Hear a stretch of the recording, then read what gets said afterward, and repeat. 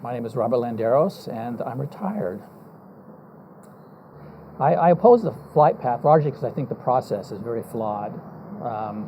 I've been to a few of the community sessions, and I found that the airport behind ILS, they weren't wholly transparent with why they wanted ILS.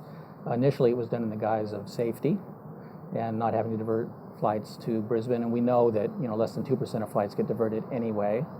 I would assume that airlines build those diversions into their budgets, and the consumer ends up paying for it. So I didn't find that to be a palatable answer.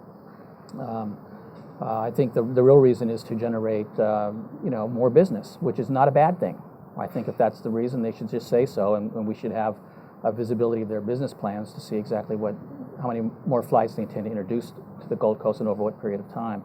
I'd love to see their 5 or 10 year business plan. And in doing so, I think they should be looking at all the options and sharing those with the public. Why ILS is the best option? Is it the best option? And if it isn't, what can we do to implement the best option? Maybe that takes more time. Maybe it doesn't. I don't know. But I don't think they've been very transparent about it.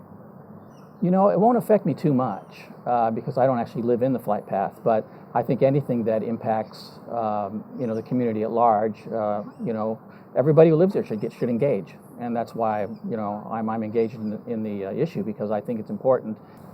I found out through my friend Andy. I was actually at home visiting my family, and he sent me an email and said, "Get a load of this." And so when I got back, I got involved. I'm not.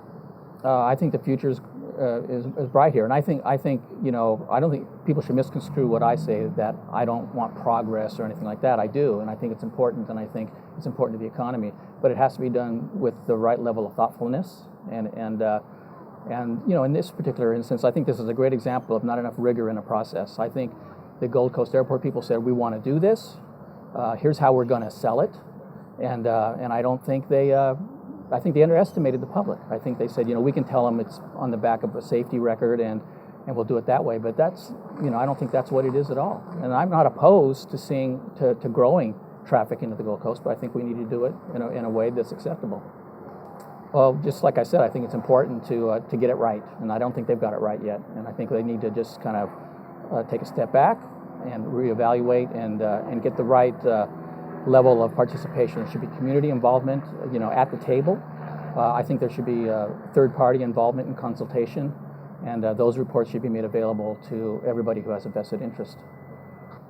No, I don't think so. I just hope that the process slows down, takes a breath, and we back up and get it right.